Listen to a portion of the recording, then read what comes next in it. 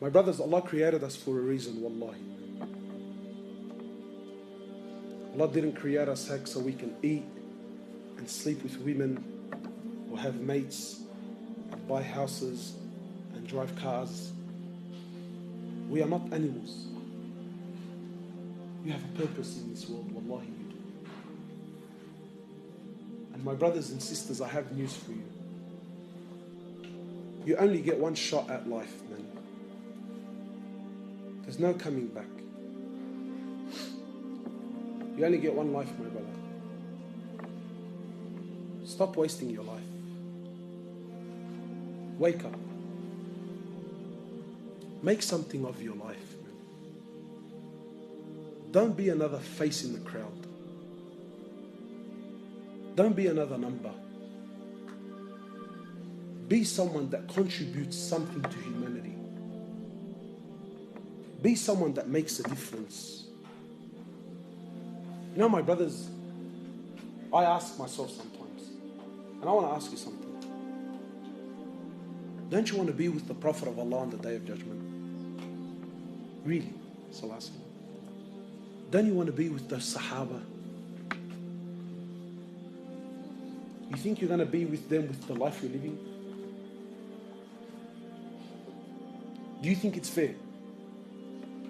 Do you think it's fair that you are on the same level of Jannah as those men who gave up what they gave up with the life that you lived in this world? Do you think that's fair?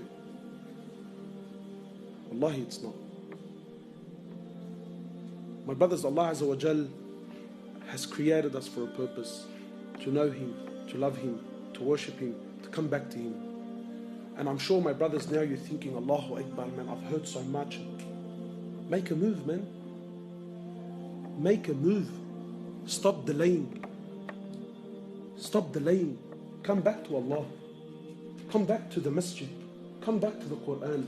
Come back to the salah. Come. Start. Start. Allah's waiting for you. Allah is waiting for you eagerly. Make something of your life, my brothers. You know, Wallahi, the brothers were showing me what they do in Syria and that. I thought, Allahu Akbar, man. Imagine you're someone who made a difference in the world. Sometimes you think, yeah, what's $100 going to do in the box? Or what? But sometimes you put money in the box and that money goes to buy a package, or it goes to buy some food, or it goes to buy a blanket. And then people go to someone somewhere around the world who needs it. And that blanket covered them up and it made them warm. But you contributed to humanity, man. Imagine you're someone who goes out and calls people back to Allah. Imagine you're someone who puts the love of Allah back in people's hearts. Wallahi, my brothers, the world is lost. Wallahi, people have lost hope, Muslims included. And wallahi, sometimes just telling people about Allah makes all the difference in the world, man. But who's going to do this? Me? How many people can I visit, man? I'm one man, wallahi I am. Every one of you now, didn't you hear something? Didn't something move you? Get out to the thousands of people that you know and tell them and call them back. Wallahi, my brothers, victory in this world is only through the deen of Allah. People think, brother, we're living in tough times. There's a lot of confusion. Allah Azza wa Jal says in Quran, Al-Yawma akmaltu lakum dinakum. Allah says, today I have perfected your religion. The Prophet of Allah says in the authentic hadith, I left you with two things. So long as you hold on to them, you will never, ever, ever go astray. No matter what age you live in. I leave you with the Quran and I leave you with my Sunnah. So long as you hold on to these two things. Not Quran and Sunnah how you understand it. Not Quran and Sunnah, what you think is good and bad, and let me. No.